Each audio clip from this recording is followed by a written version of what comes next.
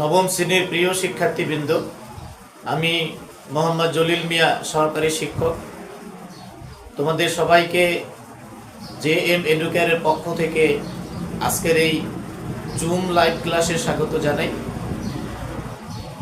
গত ক্লাসে আমরা পদার্থবিজ্ঞান ৪র্থ অধ্যায় থেকে কাজ ও কাজের প্রকারভেদ, কাজের একক, এগুলো বিষয় নিয়ে আলোচনা করেছি। আমাদের আজকের ক্লাসটি ৪র্থ অধ্যায়ের দ্বিতীয় ক্লাস। আমাদের আজকের আলোচনার বিষয় হবে শক্তি ও এর একক, শক্তির বিভিন্ন রূপ। শক্তির বিভিন্ন রূপের মধ্যে যান্ত্রিক শক্তি রয়েছে এবং যান্ত্রিক শক্তির প্রকারভেদের মধ্যে রয়েছে গতিশক্তি এবং বিভব শক্তি।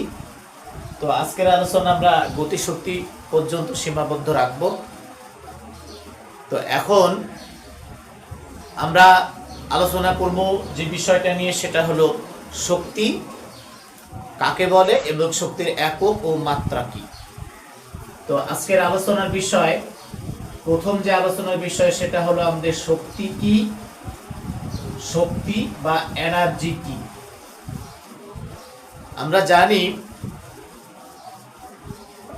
আমরা জানি যে কোনো বস্তু এবং উৎস অনেক সময় এরা কাজ করতে পারে। যেমন আমরা কাজ করতে পারি, একটা গরু লাঙ্গল টানতে পারে, গাড়ি টানতে পারে, তার মানে এরাও কাজ করতে পারে। একটা বৈদ্যুতিক মোটর, সেটা পানি উঠাতে পারে।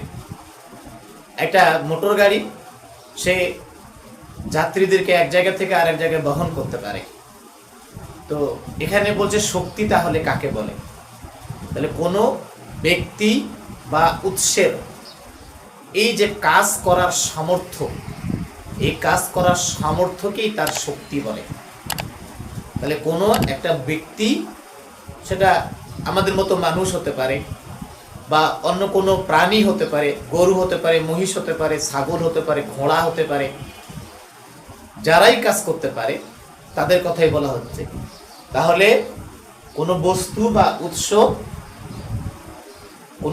বা উৎসের কাজ করার সামর্থ্যকে তার শক্তি বলে। তাহলে আমরা এভাবেই সংজ্ঞাটা লিখব, কোনো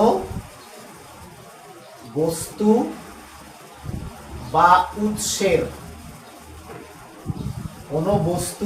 উৎসের যে কোনো ব্যক্তি বা বস্তু বা উৎস যদি কাজ করতে পারে, যতটুকু কাজ করতে পারবে সেটাই তার শক্তি। এই জন্য আমাদের সংজ্ঞার মধ্যে এই কথাটাই বলবো, কোনো বস্তু বা উৎসের কাজ করার সামর্থ্যকে তার শক্তি বলে।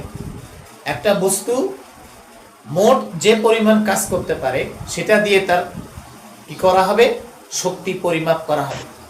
তাহলে এই জন্য আমরা বলবো, কোনো বস্তু বা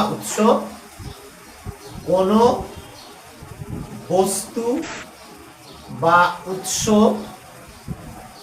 যে পরিমাণ কাজ করতে পারে,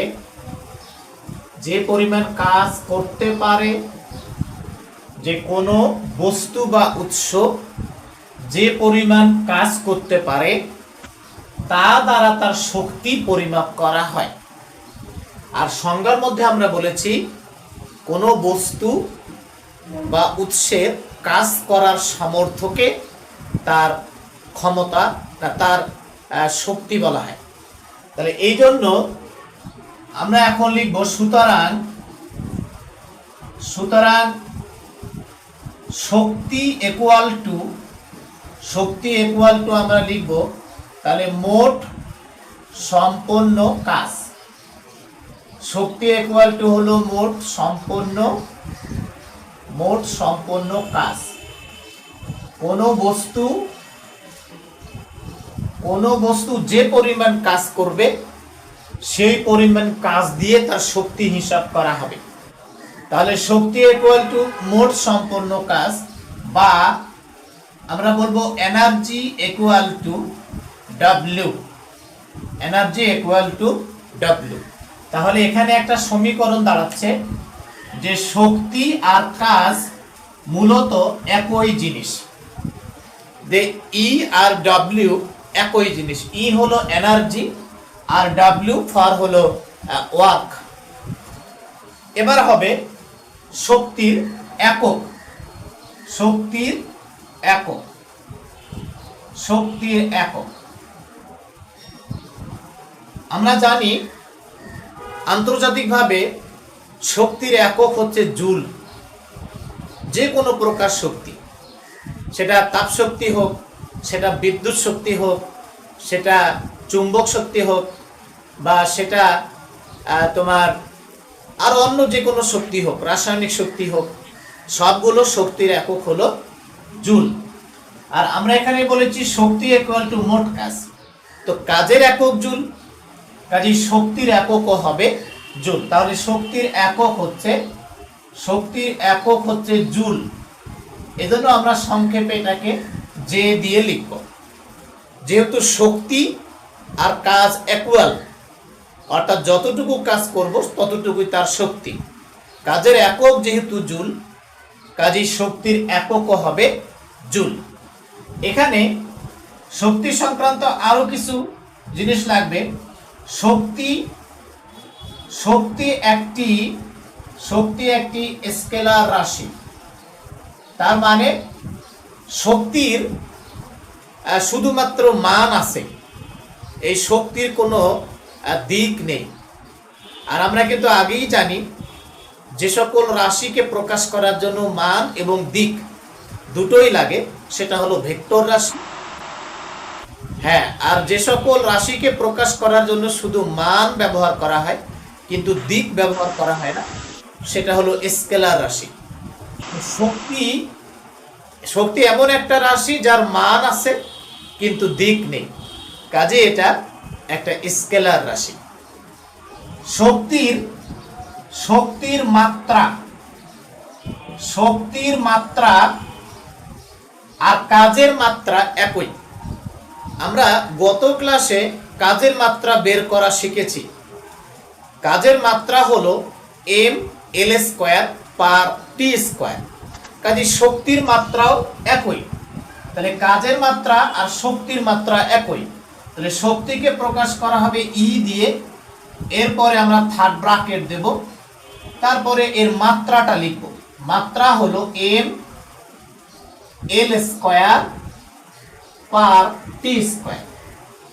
তাহলে শক্তির মাত্রা আর কাজের মাত্রা একই। শক্তি দিয়েই কাজ পরিমাপ করা হয়, অথবা কাজ দিয়েই শক্তি পরিমাপ করা হয়। সেজন্য শক্তি ইকুয়াল টু মোট সম্পন্ন কাজ, এই কথাটা আমরা লিখতে পারব। কথা কি বুঝতে পেরেছো? তাহলে তোমরা এই যে আলোচনা করলাম, এই আলোচনাগুলো খাতায় টুকে রাখো। এটা মনে করো যে এটাই একটা নোট। তুমি যদি এভাবে লিখে লিখে নোট বানাও, তাহলে তোমার পরীক্ষার আগে খাতাটা বের করে যদি তুমি রিভিশন করে নাও, তাহলে তোমার অনেক সুবিধা হবে। আর যে কোনো রাশি সম্পর্কে জানতে হলে সেই রাশির একক, সেই রাশি স্কেলার না ভেক্টর রাশি, সেই রাশি মৌলিক না যৌগিক রাশি, সেই রাশির মাত্রাটা কি, সেই রাশি কত প্রকার ও কি কি, এ সকল বিষয়ে তোমাকে নলেজ রাখতে হবে। সকল বিষয়ে নলেজ রাখলে তোমার স্কিল বাড়বে, তুমি পরীক্ষায় ভালো উত্তর করতে পারবে এবং বিভিন্ন অ্যাডমিশন টেস্টের পরীক্ষাগুলো তো ভালো করতে পারবে। এবার আমরা জানব শক্তি কয় রকমের হয়, বা আমাদের এই পৃথিবীতে শক্তি কয় রূপে বিরাজ করে। এই বিষয়টা তোমাদের বইয়ের 102 পৃষ্ঠায় আলোচনা করা হয়েছে, যে বিভিন্ন প্রকার শক্তি রয়েছে এই পৃথিবীতে। এই কয় প্রকার শক্তি আমরা আলোচনা করতে পারবো, বা শক্তির বিভিন্ন রূপগুলো কি কি, তোমরা জাস্ট তোমাদের বইয়ের 102 পৃষ্ঠা একটু ফলো করো, প্রয়োজনে 1 মিনিট একটু পড়ে নাও যে শক্তির কয়টা রূপ আছে। তাহলে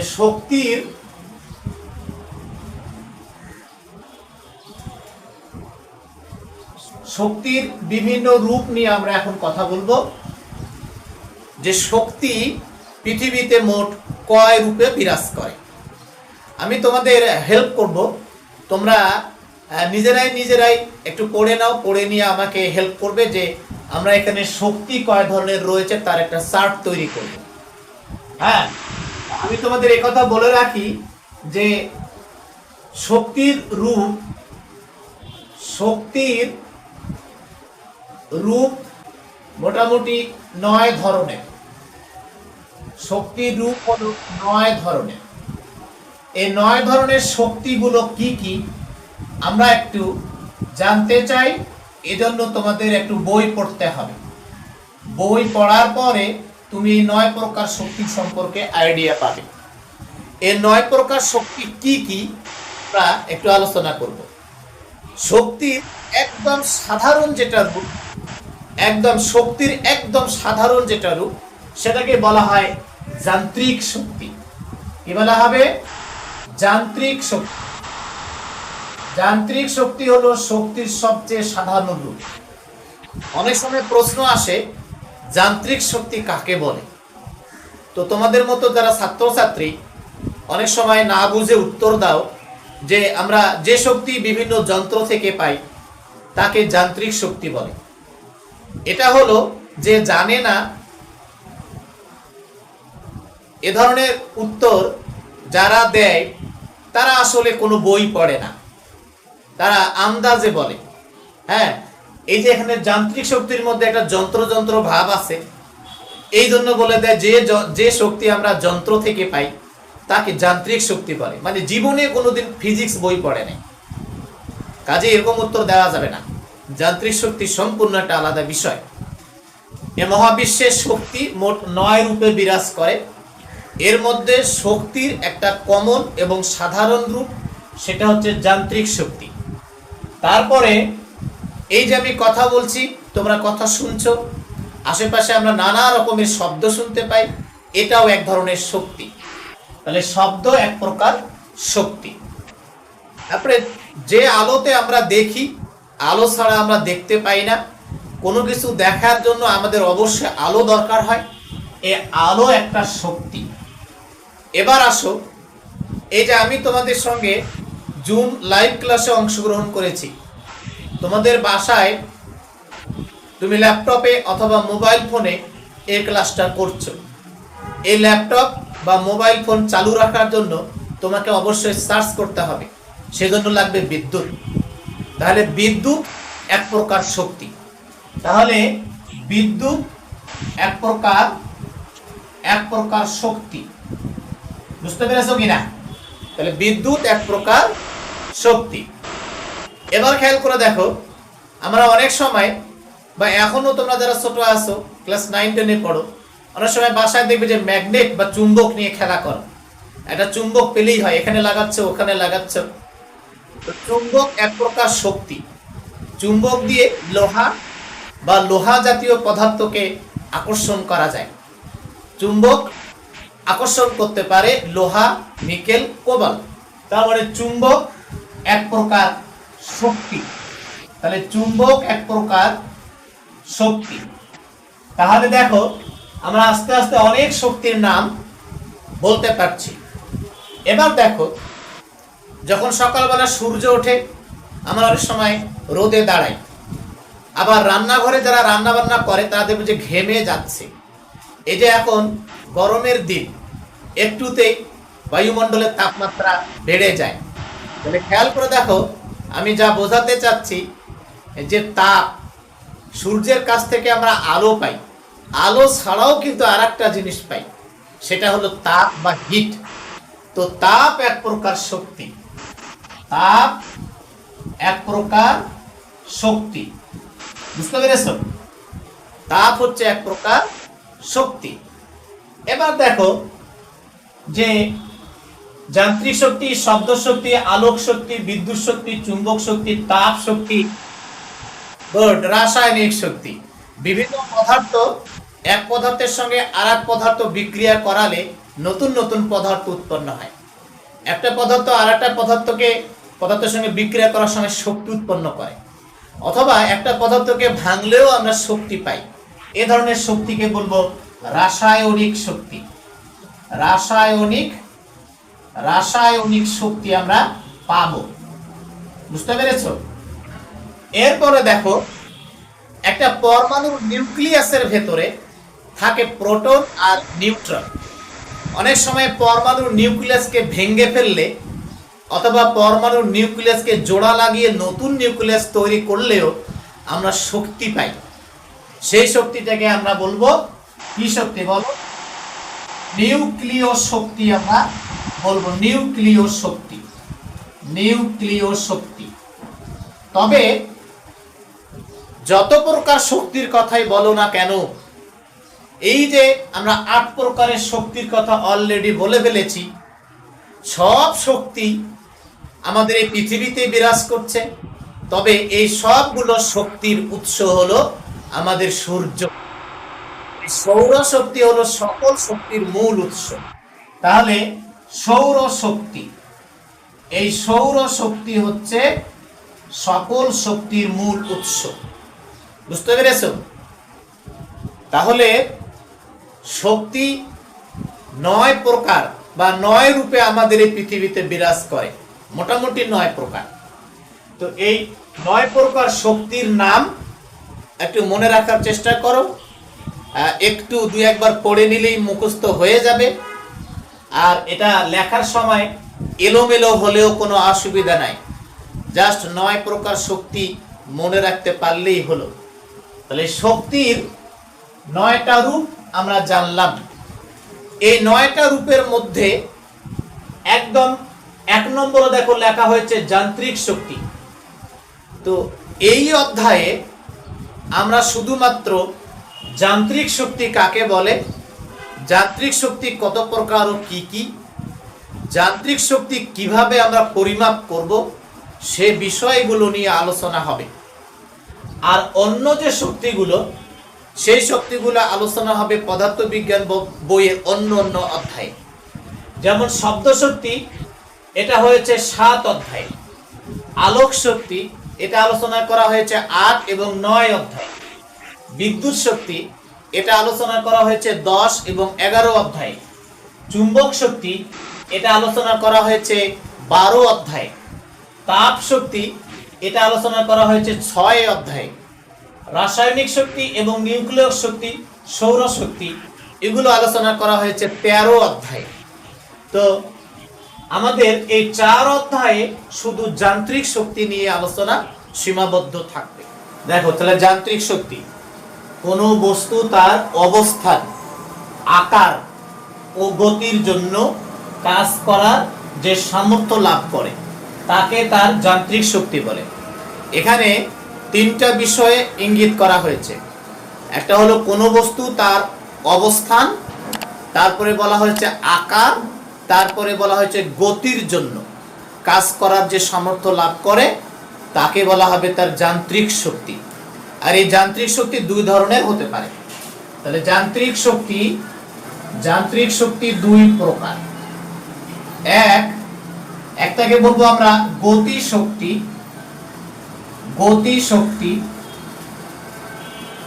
এটাকে ইংরেজিতে বলা হবে কাইনেটিক এনার্জি। তোমাদের বইয়ে ফলো করো, কাইনেটিক এনার্জি। এই জন্য আমরা এটাকে এনার্জি অফ কাইনেটিক বা কে দিয়ে প্রকাশ করতে পারবো। তবে নতুন বইয়ে এটাকে টি দিয়ে প্রকাশ করা হয়েছে। তাহলে গতিশক্তি বা কাইনেটিক এনার্জি, এটাকে নতুন বইয়ে বড় হাতের টি দিয়ে প্রকাশ করা হয়েছে। আর আরেকটা হলো বিভব শক্তি। বিভব শক্তি বা আমরা এটাকে বলবো পটেনশিয়াল এনার্জি। পটেনশিয়াল এনার্জি, এই জন্য আমরা এটাকে অনেক সময় লিখবো ইপি দিয়ে, এনার্জি অফ পটেনশিয়াল। আর নতুন বইয়ে এটাকে ভি দিয়ে প্রকাশ করা হয়েছে। খেয়াল করে দেখো, ভি মানে কিন্তু আমরা বেগ বুঝি, আবার ভি মানে ভোল্টেজ বুঝি, আবার এখানে ভি মানে হলো বিভব শক্তি। তাহলে যান্ত্রিক শক্তি 2 প্রকার। একটা হলো গতি শক্তি বা কাইনেটিক এনার্জি, আর একটা হলো বিভব শক্তি বা পটেনশিয়াল এনার্জি। আজকের ক্লাসে এখন আমরা গতি শক্তি কাকে বলবো এবং গতিশক্তি কিভাবে পরিমাপ করা হবে, গতিশক্তির সমীকরণগুলো কি কি, সে সংক্রান্ত আমরা বিভিন্ন বিষয় নিয়ে আলোচনা করব। তো তার আগে বলো দেখি, তোমরা এই যান্ত্রিক শক্তির সংজ্ঞাটা বুঝতে পেরেছো কিনা? জি স্যার। জি স্যার।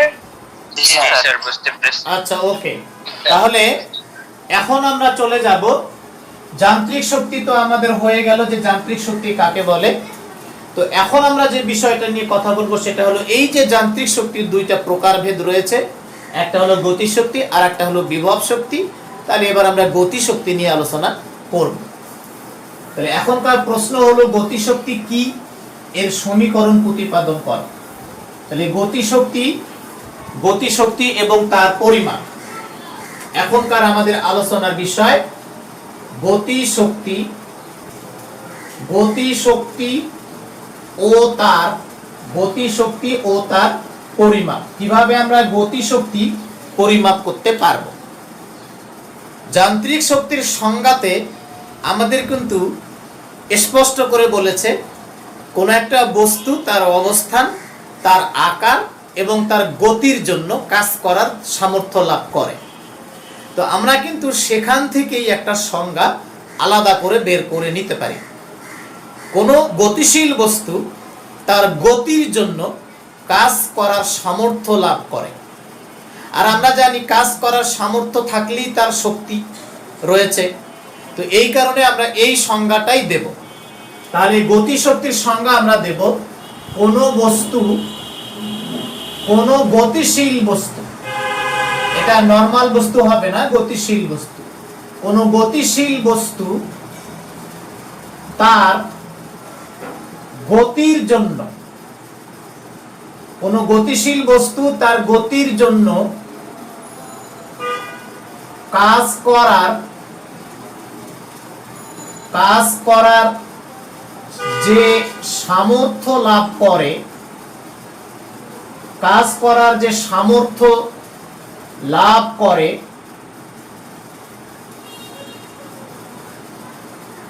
কোনো গতিশীল বস্তু তার গতির কারণে বা গতির জন্য কাজ করার যে সামর্থ্য লাভ করে, তাকে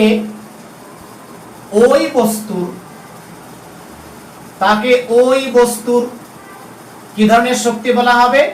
গতিশক্তি বলা হবে। তাকে গতিশক্তি বলে। তাহলে কোনো গতিশীল বস্তু হতে হবে। একটা জিনিস খেয়াল করে দেখো, এখানে বলা হয়েছে গতিশীল বস্তু, তার মানে স্থির বস্তুর গতিশক্তি থাকে না। এই যে আমি দাঁড়ানো আছি, তার মানে আমার এখন কোনো গতিশক্তি নেই, কারণ আমি স্থির আছি। তাহলে স্থির বস্তুর গতিশক্তি থাকে না। হ্যাঁ, তাহলে কোনো গতিশীল বস্তু তার গতির জন্য কাজ করার যে সামর্থ্য লাভ করে তাকে গতিশক্তি বলা হবে। গতিশক্তিকে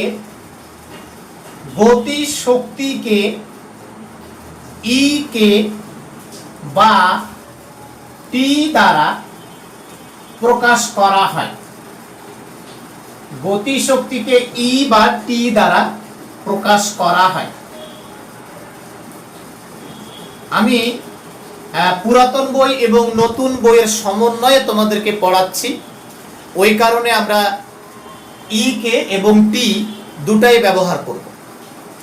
তো এবার গতিশক্তি কিভাবে আমরা পরিমাপ করব সেটা বিষয়ে আমরা জানবো। তাহলে গতিশক্তির পরিমাপ, কিভাবে গতিশক্তি আমরা পরিমাপ করব, এবং এখান থেকে আমাদের একটা সুন্দর একটা সমীকরণ বের হয়ে আসবে।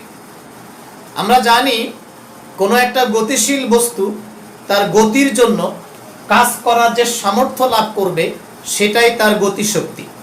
কাজেই একটা বস্তু যতক্ষণ থেমে না যাবে, একটা গতিশীল বস্তু যতক্ষণ থেমে না যাবে, অর্থাৎ থেমে যাবার আগ পর্যন্ত যতটুকু কাজ করতে পারবে সেটাই তার গতিশক্তি। তাহলে কি বলবো? একটা গতিশীল বস্তু থেমে যাবার আগ পর্যন্ত যে পরিমাণ কাজ করতে পারবে তা দিয়ে তার গতিশক্তি পরিমাপ করা হবে। তাহলে আমরা এই কথা লিখব, কোনো গতিশীল বস্তু থেমে যাবার, কোনো গতিশীল বস্তু থেমে যাবার পূর্ব পর্যন্ত যে পরিমাণ কাজ করতে, কোনো গতিশীল বস্তু থেমে যাবার পূর্ব পর্যন্ত যে পরিমাণ কাজ করতে পারবে, যে পরিমাণ কাজ করতে পারবে তা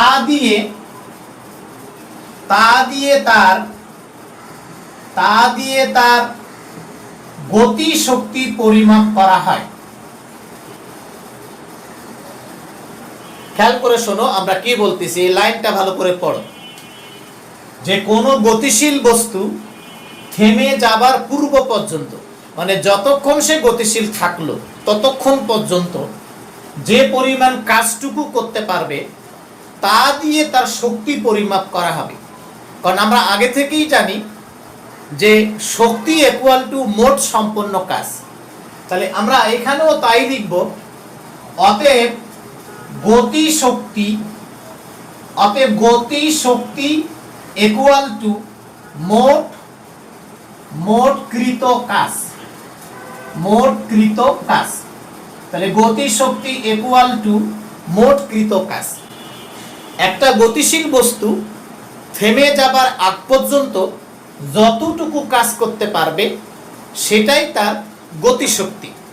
তাহলে আমরা এখানে লিখতে পারবো, বা গতিশক্তি টি ইকুয়াল টু মোট কৃত কাজ মানে ডাব্লিউ।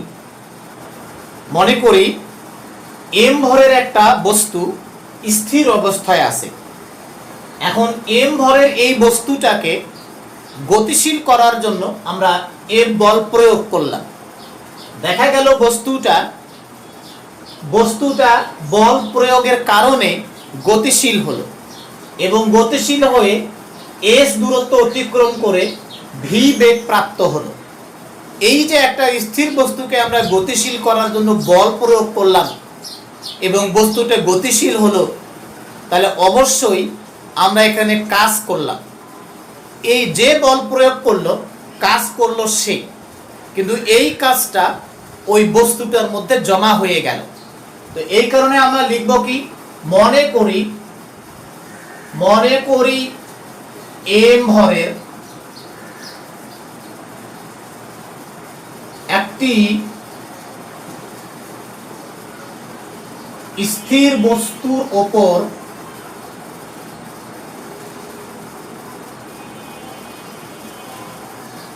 এ বল প্রয়োগ করায়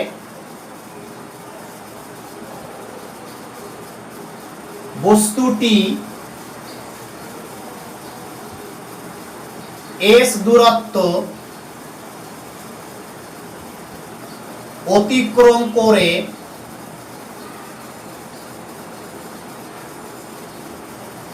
মনে করি এম ভরের একটি স্থির বস্তুর উপর এ বল প্রয়োগ করায় বস্তুটি এস দূরত্ব অতিক্রম করে ভি বেগ প্রাপ্ত হলো।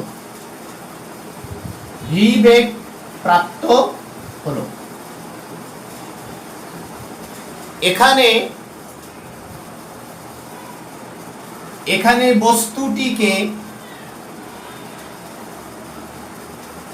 গতিশীল করার জন্য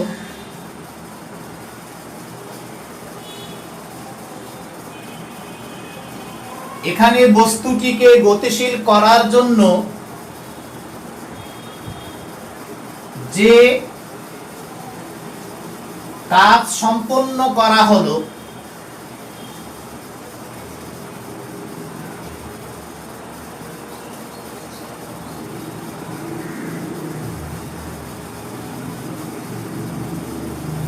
এখানে বস্তুটিকে গতিশীল করার জন্য যে কাজ সম্পন্ন করা হলো তা বস্তুটির মধ্যে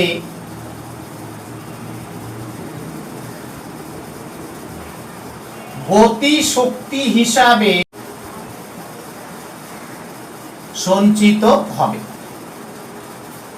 কথা কি বুঝতে পেরেছো? হ্যাঁ, জি স্যার। কি মেয়েরা তো আজকে কোনো কথা বলে না, কি আলাভি আসো না নাই? বুঝতে পেরেছো? স্যার আসি, বুঝতে পারছি। সৌমি আসো, সৌমি জি স্যার। বুঝতে পেরেছেন?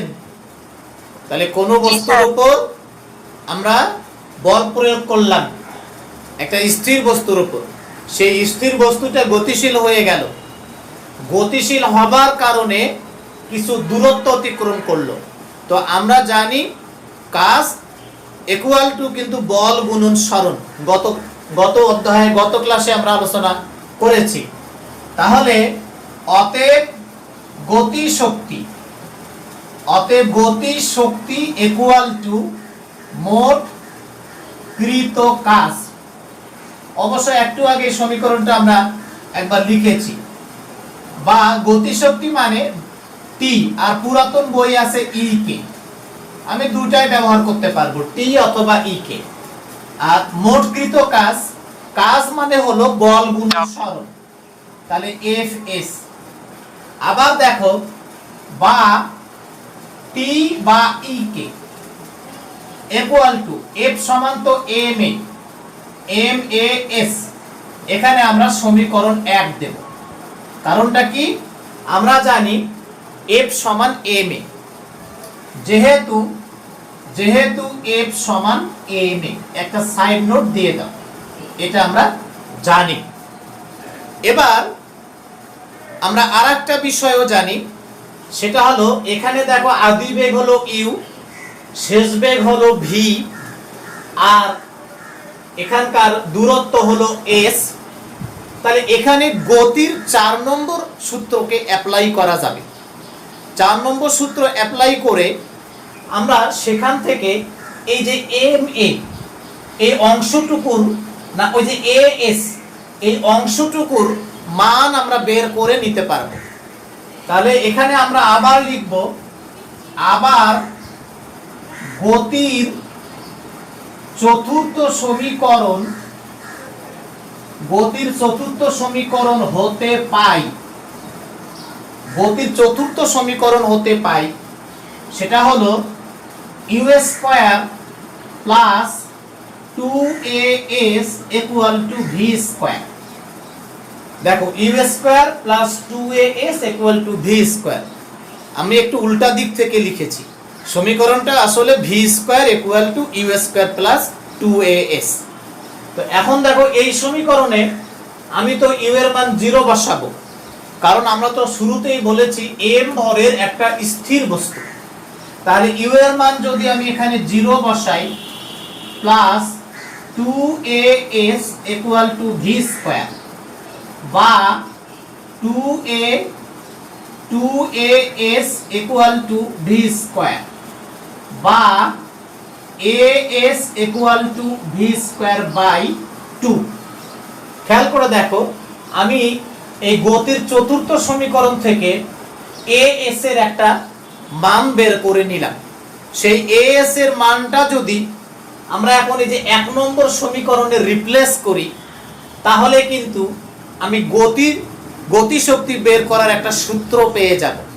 তাহলে 1 নম্বর সমীকরণে এই as এর মান আমরা বসাবো, এখানে ফলো করো। তাহলে এবার সমীকরণ 1 হতে পাই, সমীকরণ 1 হতে পাই, এটা হলো টি। তাহলে টি বা ই কে ইকুয়াল টু, আমি বলেছি এম এ এস, তাহলে এম তো থাকলোই, আর এস এর মান হলো ভি স্কয়ার বাই 2, তাহলে ভি স্কয়ার বাই 2। তাহলে এই সমীকরণটা এখন দাঁড়াবে টি বা ই কে ইকুয়াল টু, হাফটাকে সামনে নিয়ে আসো, হাফ এম ভি স্কয়ার। তাহলে এটা হলো গতিশক্তি বের করার একটা সমীকরণ, এটা গতিশক্তি বের করার একটা উল্লেখযোগ্য সমীকরণ, যে ই কে ইকুয়াল টু অথবা t equal to half m v square, t equal to half m v square. বলো এই সূত্রটা এখন বুঝতে পেরেছো কিনা যে কিভাবে আসলো? তাহলে একটা বস্তুর ভরকে তার বেগের বর্গ দিয়ে গুণ করব, একটা বস্তুর ভরকে তার বেগের বর্গ দিয়ে গুণ করে সেই গুণফলকে আবার 2 দিয়ে ভাগ করব, তাহলে গতি শক্তিটা পেয়ে যাব। এইমাত্র আমরা শিখলাম বস্তুর গতি শক্তি টি বা ই কে যাই বলো না কেন, এটা হলো হাফ এম ভি স্কয়ার। আমরা জানি বস্তুর ভর কখনো চেঞ্জ হয় না, বস্তুর ভর হলো একটা ধ্রুবক।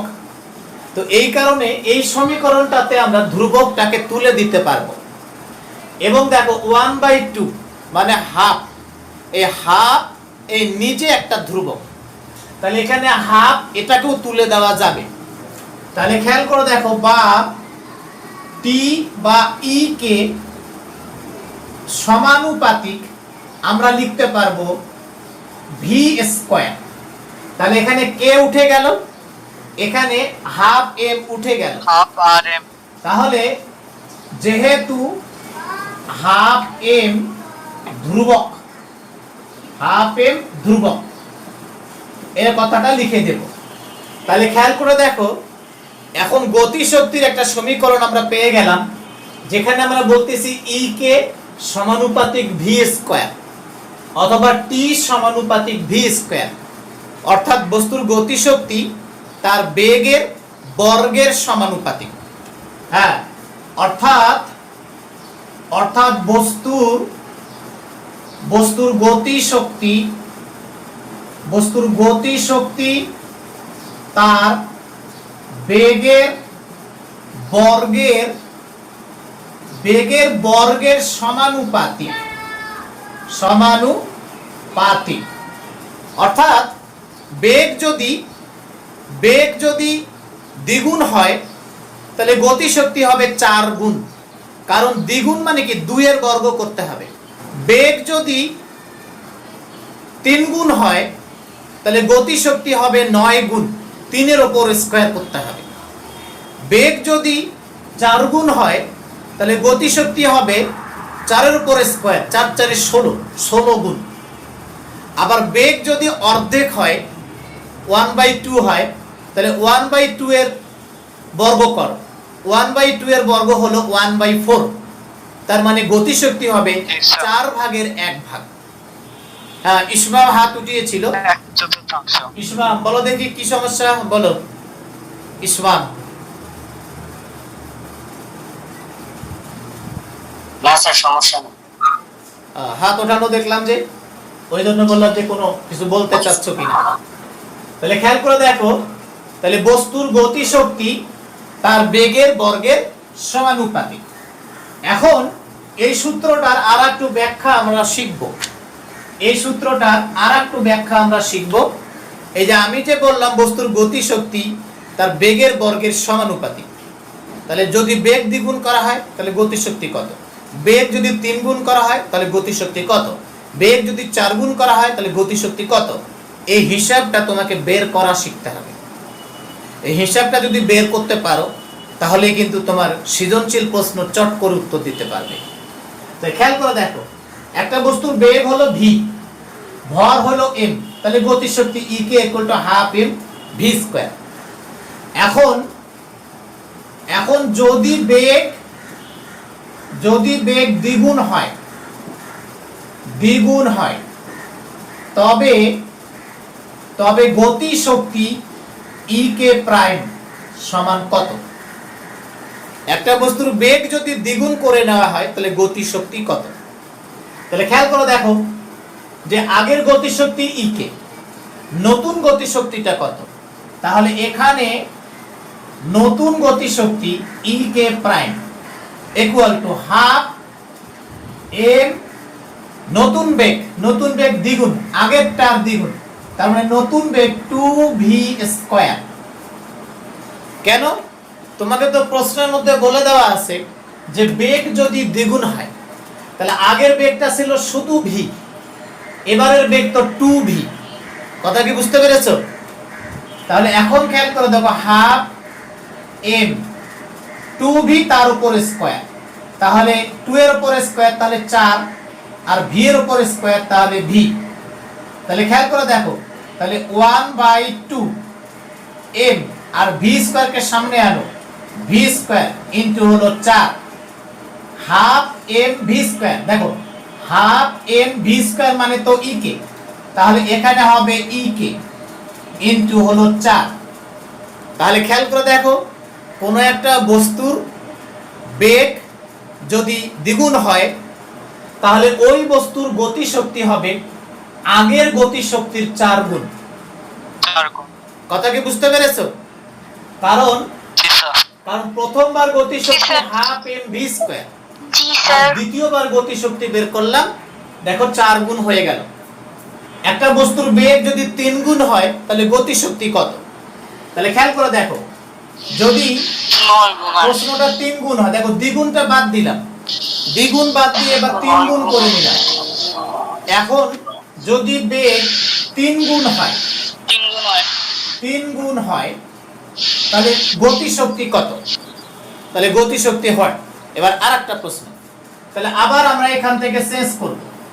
দেখো এই প্রথমকার গতিশক্তি ই কে, নতুন গতিশক্তি ই কে প্রাইম, তাহলে ই কে প্রাইম ইকুয়াল টু, আমরা জানি বস্তুর গতিশক্তি হলো হাফ বস্তুর ভর হলো m ইনটু বস্তুর বেগ, তাহলে বস্তুর বেগ হলো 3 গুণ, তাহলে 3v স্কয়ার। তাহলে এখন খেয়াল করে দেখো, হাফ m 3 এর উপর স্কয়ার মানে 9, v এর উপর স্কয়ার 9v স্কয়ার, তাহলে হাফ m, এই v স্কয়ারটাকে সামনে লিখো আর 9টাকে পরে লিখো, হাফ m v স্কয়ার মানে তো তোমার ই কে, তাহলে ই কে ইনটু 9। তাহলে খেয়াল করে দেখো, একটা বস্তুর বেগ যদি 3 গুণ করা হয় তাহলে গতিশক্তি হবে তার আগেরটার 9 গুণ। পূর্বে বুঝতে পেরেছো? পূর্বের গতিশক্তি 9 গুণ। এবার যদি বলা হয় বেগ অর্ধেক স্যার। করা হলো তাহলে গতিশক্তি কত? তাহলে প্রশ্ন আরেকবার চেঞ্জ করতেছি, যদি বলে বস্তুটার বেগ অর্ধেক হয়ে গেল, আগের অর্ধেক, এখন যদি বেগ অর্ধেক হয়, অর্ধেক প্রথমবার যা ছিল তার অর্ধেক, তাহলে গতিশক্তি কত হবে? তাহলে খেয়াল করে দেখো, নতুন করে গতিশক্তি বের করব। তাহলে ই কে প্রাইম ইকুয়াল টু, এবার লিখবো হাফ এম, বলছে বেগ অর্ধেক হয়ে গেছে, আগে যা ছিল তার অর্ধেক, আগে ছিল ভি, এবার ভি এর অর্ধেক মানে ভি বাই 2, আগে ছিল ভি এবার তার অর্ধেক, তাহলে ভি বাই 2 স্কয়ার। বুঝতে পেরেছো? তাহলে হাফ এম ভি এর উপর স্কয়ার মানে ভি স্কয়ার, 2 এর উপর স্কয়ার মানে 4, তাহলে এখন সবগুলো একদিকে আনো, 1/2 m ভি স্কয়ার ইনটু, এই যে ভি যে এখানে নিলাম তাহলে ভি এর কাছে আছে 1, 1/4 ই হাফ এম ভি স্কয়ার, এই দেখো হাফ এম ভি স্কয়ার মানে তো ই কে, তাহলে এবার হলো ই কে ইনটু 1/4। তার মানে কি, যদি একটা বস্তুর বেগ পূর্বের অর্ধেক করা হয় তাহলে গতিশক্তি তবে পূর্বের পূর্বের গতিশক্তি 4 ভাগের 1 ভাগ হবে বা 1/4 হবে। এই জন্য বলা হয়েছে একটা বস্তুর বেগের উপর তার গতিশক্তি নির্ভর করে, বস্তুর গতিশক্তি ই কে তার বেগের বর্গের সমানুপাতিক, অথবা গতিশক্তি টি তার বেগের বর্গের সমানুপাতিক। কোন বস্তুর গতিশক্তি তার বেগের বর্গের সমানুপাতিক, এই সূত্রটা বুঝতে হবে। পুরাতন বইয়ে ব্যবহার করা হয়েছে ই কে, আর নতুন বইয়ে ব্যবহার করা হয়েছে টি। মূলত ঘটনা একই, তুমি টি বলো আর ই কে বলো, রেজাল্ট একই। তো বুঝতে পেরেছো? জি স্যার। স্যার। তাহলে আমাদের জি স্যার আজকের আলোচনার বিষয় ছিল t equal to half m v square, জি স্যার। এই সমীকরণটা বোঝা। তো এই সমীকরণটা আমরা বুঝতে পারলাম, এই সমীকরণটা দিয়ে আমরা অঙ্কও শিখব। তো আজকে এই পর্যন্তই আমি আলোচনা শেষ করব, রমজান মাস, বেশিক্ষণ টাইম নেব না। আগামী ক্লাসে আবারও তোমাদের সঙ্গে দেখা হবে, ইফতার করতে হবে। সে নাগাদ সবাই ভালো থাকো, নিরাপদে থাকো। আজকে মতো বিদায় নিচ্ছি। আসসালামু আলাইকুম।